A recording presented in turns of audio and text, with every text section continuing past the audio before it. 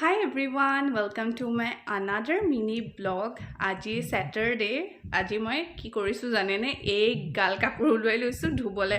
ৰখক মই দেখাইছো মোৰ যিমান পৰ্দা আছিল গুটেখিনি খুলি ললো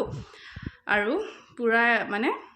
অলপ অলপ কৰি মই এতিয়া ধুই আছো মই ভাবিছো আজি একদম যিমান মোৰ কাপোৰ আছে মানে লেটেৰা কাপোৰ পৰ্দা হওক তাৰ পিছত যিখিনি মোৰ ডাইনিংৰ কভাৰ মই হেখিনি ধুইছো আৰু ভাবিছো আজি দিনটোত কি কৰো সৰু এটা মিনি ব্লগ আপোনালোকৰ মাজত শ্বেয়াৰ কৰো এইফালে চাওক সব মই পৰ্দা খুলি দিলো খিৰকিৰ তাৰপিছত এই দৰজাৰ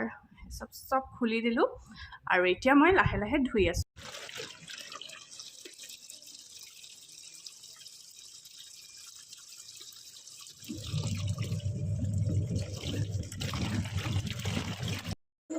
এইফালে লাহে লাহে কাপোৰখিনিও মই মেলি দিছো আজি জানেনে ইমান বেছি ৰ'দ দিয়া নাছিলে কিন্তু তথাপিও ভাবিলো যেতিয়া ধুম বুলি আৰু ধুইয়ে দিলো গুটেখিনি কাৰণ এনেও যেতিয়া বেছিকৈ ড্ৰাই কৰি দিও হুকাবলৈ ইমান বেছি টাইম নালাগে বাৰু তাৰ পিছত ধুনিয়াকৈ ফ্ৰেশ হৈ গলো ফ্ৰেশ হৈ আহি মেলি এতিয়া যিখিনি মই মানে ৰেগুলাৰ আৰু স্কিন কেয়াৰ কৰা হয় স্কিনত যি এপ্লাই কৰা হয় হেখিনি কৰি ললো তাৰ পিছত এতিয়া মই লৈছো অকমান মিক্সড সিডছ আছে আৰু লগতে আমন আছে তাৰপিছত কাজু আছে কিশমিশ